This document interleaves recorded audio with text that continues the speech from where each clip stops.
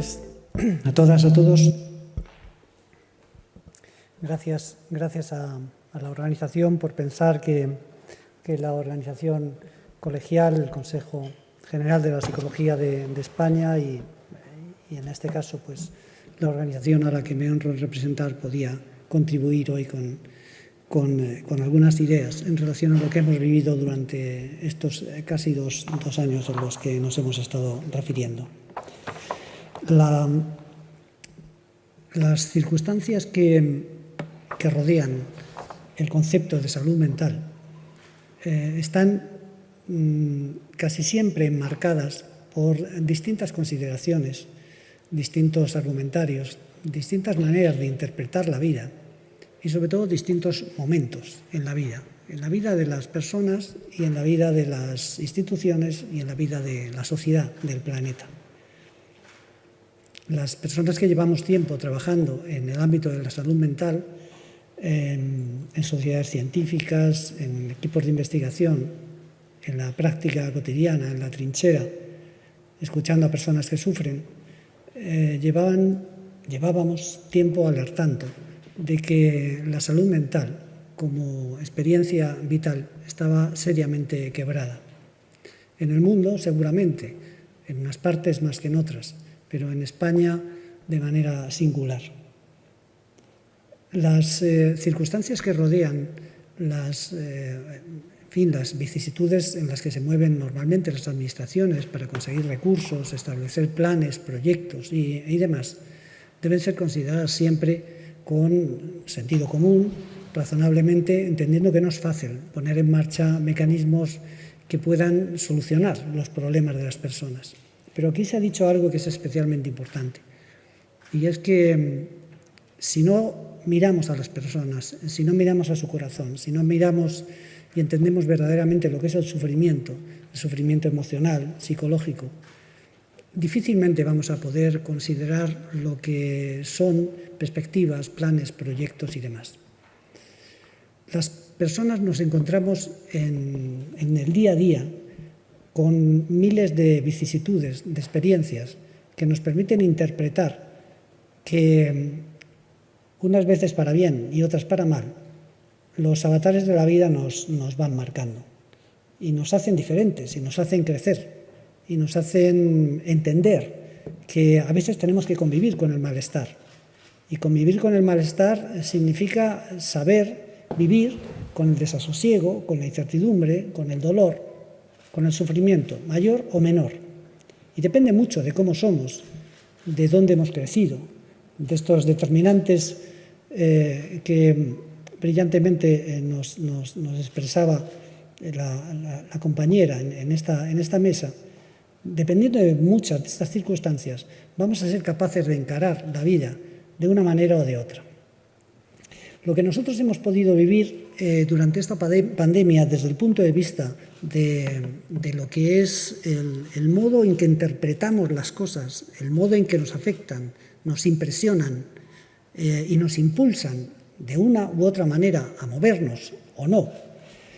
tiene mucho que ver con las situaciones que estábamos viviendo, pero tiene especialmente que ver con quiénes somos. El día 14 de marzo de 2020 tuve la oportunidad de plantear en el seno del trabajo que los colegios profesionales de la psicología desarrollamos en nuestro país, de desarrollar conjuntamente con otros profesionales una idea de cara a lo que parecía que se nos iba a venir encima. En principio parecía que iban a ser 14 días en los que nuestra vida iba a cambiar, íbamos a dejar de salir cada mañana para ir al trabajo, nuestros niños y niñas iban a dejar de ir al colegio, íbamos a dejar de ver a las personas queridas, a nuestros padres, nuestros mayores, nuestros familiares, íbamos a dejar de pasear, esto en un entorno como el Mediterráneo es especialmente significativo, a dejar de tomar cañas los viernes después del trabajo, de salir a cenar los sábados, íbamos a dejar de hacer cosas que daban sentido a nuestra vida, siempre con marcadas diferencias, en función, lógicamente, del estrato social, cultural en el que nos desenvolvíamos, Pero en aquel entonces dijimos, los psicólogos y las psicólogas tenemos que trabajar por y para la gente, porque se avecina un mundo en el que la pérdida de identidad, no solo el dolor, el estrés, la ansiedad, los miedos, las incertidumbres, el dolor terrible de que se te vayan personas y no puedas despedirte de ellos, el miedo a la enfermedad, el miedo a enfermar a otras personas, pero no solo, sino que la pérdida de identidad va a ser una herida sangrante en el corazón, en el alma, en la mente de las personas. Y empezamos a poner en marcha distintos mecanismos que nos permitían atender las demandas que la sociedad, en ese contexto de confinamiento, no solo de pandemia inicial, sino de confinamiento, iba a reclamar. Efectivamente, hemos podido ver posteriormente cómo los síntomas depresivos, los síntomas relacionados con la ansiedad, los trastornos del sueño, trastornos psicológicos derivados de lo que nosotros denominamos en su día el duelo sin duelo, que es la imposibilidad de despedirte de alguien que ha fallecido y al que no le has podido sujetar la mano, al que no has podido darle un beso en la frente, al que no has podido abrazar en ese momento terrible de la pérdida, ese duelo patológico. Podemos cargar de cifras los documentos, los papers, los artículos, pero como comentaban en la anterior mesa, lo importante es que en estos momentos no solo miremos las enfermedades, sino miremos cómo vivieron las enfermedades, cómo vivieron el trastorno, cómo vivieron el dolor las personas. Y algo que quisimos de alguna manera plantear es que o nos hacíamos presentes en la sociedad,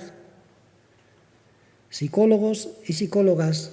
en el contexto de los colectivos más vulnerables, de los que más estaban sufriendo, de los que más se estaban viendo afectados, o poníamos en clara cuestión verdaderamente nuestro deber ser. Muchas veces decimos en los colegios profesionales, nuestro objetivo básico, la defensa de la profesión, y yo digo sí,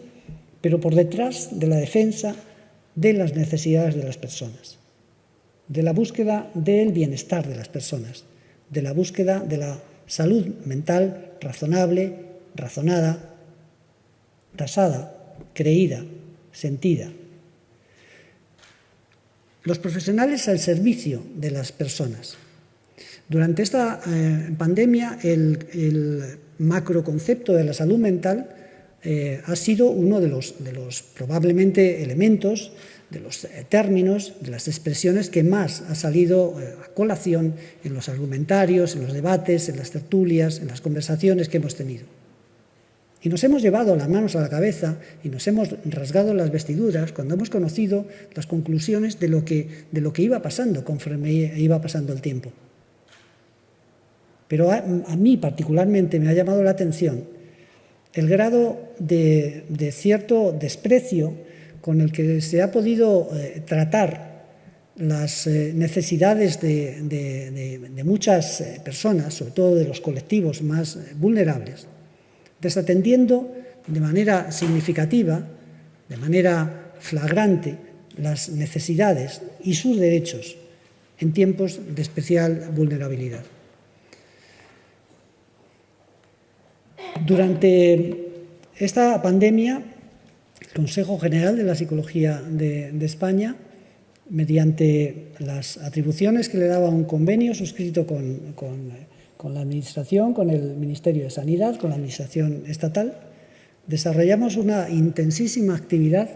que llevó a permitir la entrada en el corazón de muchas personas que en su casa sufrían un dolor a veces insondable,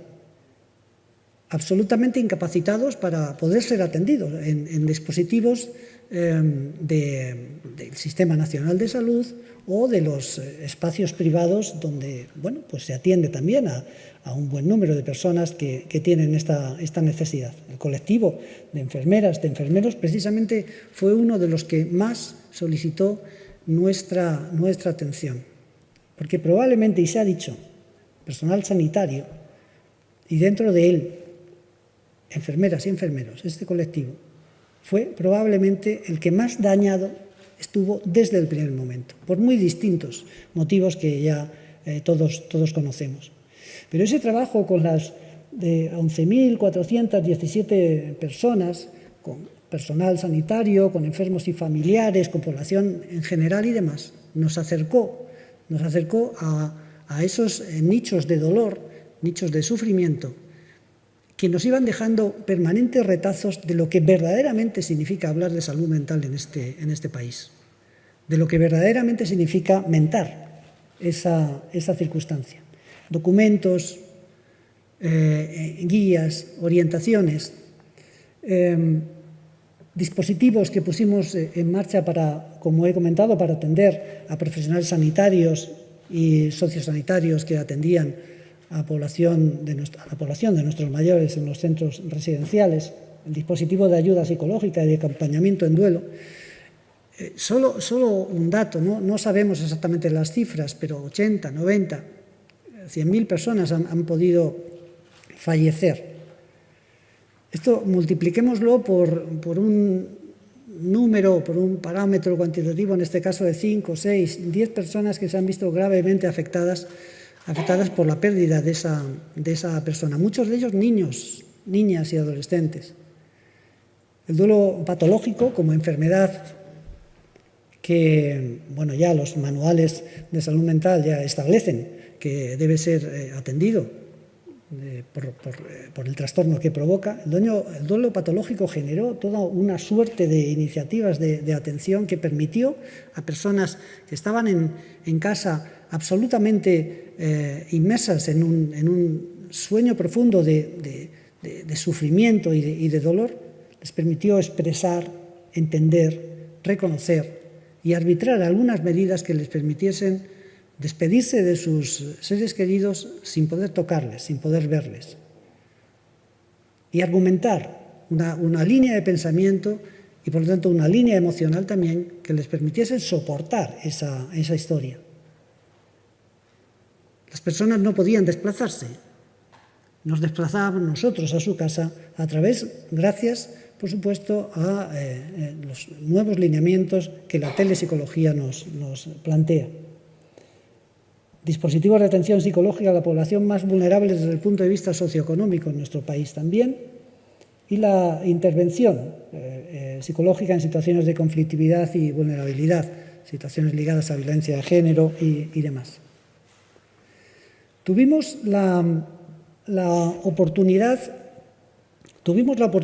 de poner encima de la mesa del debate de las personas, los organismos, las agencias que nos administran,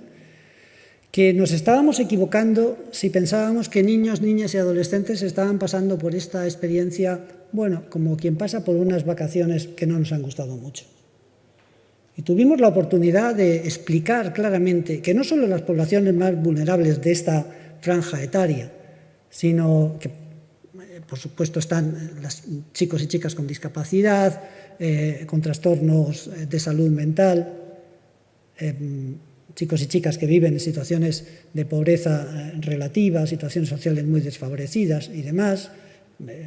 grupos étnicos con dificultades para integrarse todavía en nuestro sistema, en nuestra vida, sino que todos los niños, las niñas y los adolescentes estaban viviendo una auténtica crisis de identidad que de manera galopante estaba avanzando en sus corazones sin que percibiésemos que eso verdaderamente iba a ser un problema. Tuvimos la oportunidad también de reconocer que cuando hablamos de salud mental no solo debemos pensar que la salud mental se cuece, se gesta, se desarrolla, crece y vive en los entornos sanitarios especializados, sino que se vive y tiene especial relación en las distancias cortas, en los entornos donde se vive la cotidianidad. En ese momento los vivíamos desde nuestras casas, pero ahí es donde la salud mental, el bienestar emocional, tiene verdaderamente su anclaje. Profesores y profesoras que no fueron suficientemente aplaudidos durante la pandemia, y lanzo aquí un homenaje a este colectivo, desarrollaron una tarea absolutamente impensable, impagable, incalificable y muy poco reconocida. Yo tenía la oportunidad de trabajar en el marco de esta unidad que nuestro presentador ha comentado, en la que trabajo, con equipos directivos. Aquí en Madrid, por ejemplo, tenemos cerca de 1.300.000 niños y niñas escolarizados, todos escolarizados, todos y todas, 2.000 centros educativos, casi 90.000 profesores y profesoras. Pensar que los problemas de salud mental estaban relacionados exclusivamente con aquella persona que demandaba una atención psicológica porque el trastorno que vivía pre-pandemia se había exacerbado, era pensar muy limitadamente. Pensar que los problemas de salud mental estaban relacionados exclusivamente con el dolor terrible que a veces sufríamos, como he venido comentando, con las pérdidas, con la inquietud y el desasosiego con que la población adulta pues, estaba llevando esta circunstancia como podía y demás, pues es importante, pero es limitado. Entrar en las casas de los profesionales, permitirles sentirse escuchados, los profesionales de la educación, permitirles sentirse vivos, sentirse legitimados en esa tarea permanente de escuchar a chicos y chicas que les decían, profe, yo no quiero vivir. Vivo con 7 personas en una casa de 50 metros cuadrados. No tengo espacio para nada. ¿No? Profe, no quiero vivir. A través del medio telemático con el que se relacionaban con el profesorado, las muestras de dolor emocional profundo eran tremendas, que eran recibidas por tutores y tutoras, profesores y profesoras no adiestrados en el difícil arte de escuchar estas cosas. Y el papel el papel compensador que intentamos plantear en ese escenario, desde luego que quiero resaltarlo, porque fue una manera de rendir homenaje a todos esos profesores y profesoras en nuestro estado, en algunas comunidades más que en otras, pero en general, que estaban desarrollando una tarea de contención permanente de aquellos que menos entendían lo que estaba pasando, que eran los más pequeños.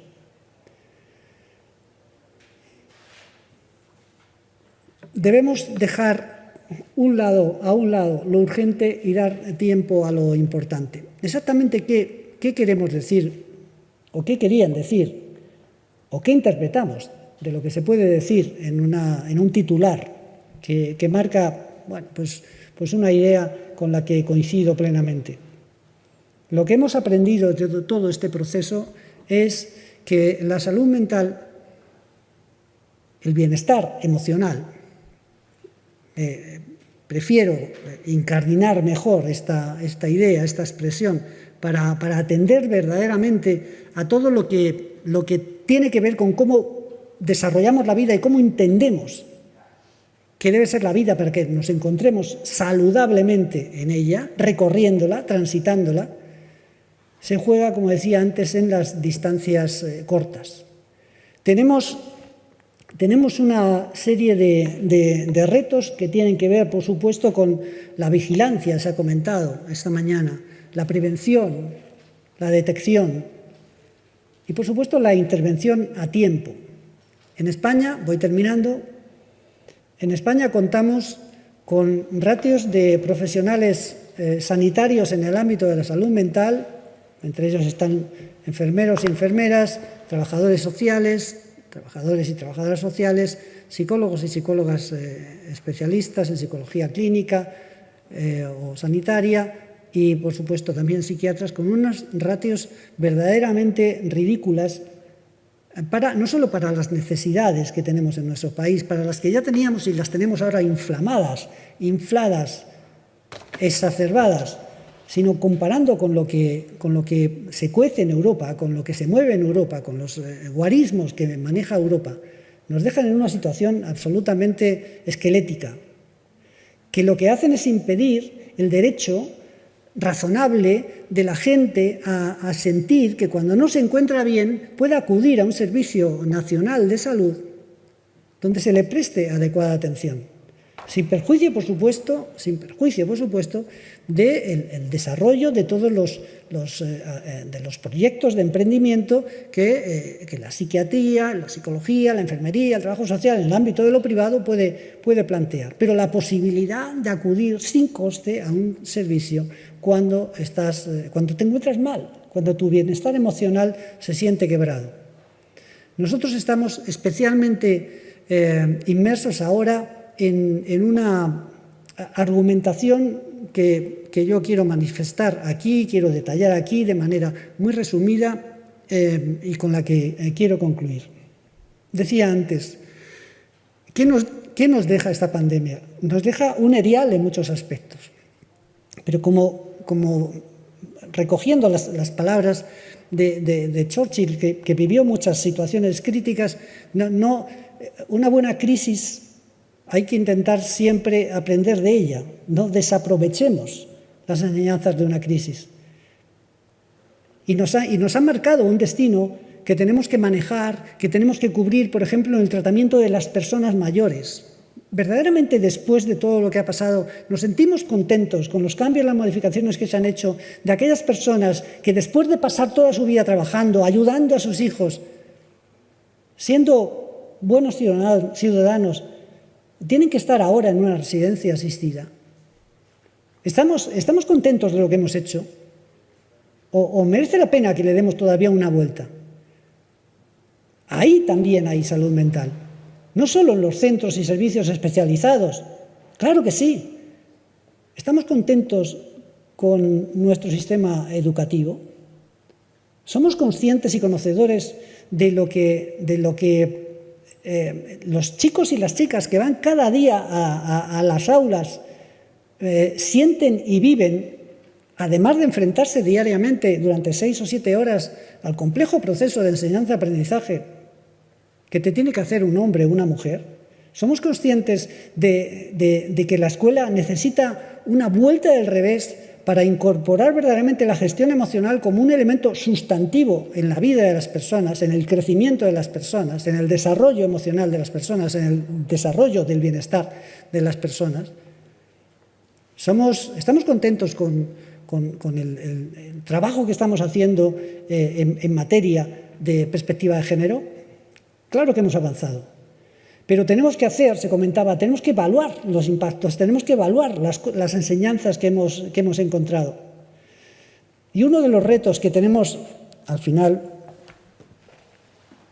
tenía que tirarlo, uno de los retos que entendemos imprescindibles en materia de salud mental es pensar que la atención primaria no debería reconstituirse, porque parece que es necesario que se reconfigure y se reconstituya, sin la incorporación de la psicología como herramienta esencial para el tratamiento, para la gestión, para la atención a necesidades de muchas personas que, sin tener una sintomatología grave, ya marcan una clara frontera entre lo que es sentirse bien y sentirse mal, sin necesidad de incrementar hasta la extenuación los índices de administración y receta de psicofármacos y, por supuesto, sin llenar las listas de espera de los centros especializados de salud mental, tanto de los centros específicos como de las unidades hospitalarias. La salud mental se juega en las distancias cortas, se juega en cómo organizamos las escuelas, se juega en cómo formamos al profesorado sobre estos aspectos, se juega también en lo que es el discurso de la atención sanitaria, la cartera sanitaria, se juega también en cómo organizamos las ciudades. en los espacios que los niños y las niñas tienen para salir a la calle, para jugar, en cómo compensamos las desigualdades. Se juega en cómo combatimos la pobreza. Eso también es salud mental. Y esta es una enseñanza esencial, fundamental, porque al final, porque al final el titular de que incrementamos en tantas plazas PIR o que creamos o vamos a crear la especialidad de psiquiatría de la infancia y de la adolescencia o que vamos a invertir tantos millones para mejorar la salud mental, claro que llena titulares. Lo que no tengo claro es que verdaderamente llene, complete, dimensione adecuadamente lo que son las necesidades de la ciudadanía para encontrarse en un mundo mejor. Nuestros niños, niñas y adolescentes nunca se han encontrado un mundo tan hostil para crecer bien. En un mundo en el que parece que lo tenemos todo, permítanme esa aseveración. Muchísimas gracias.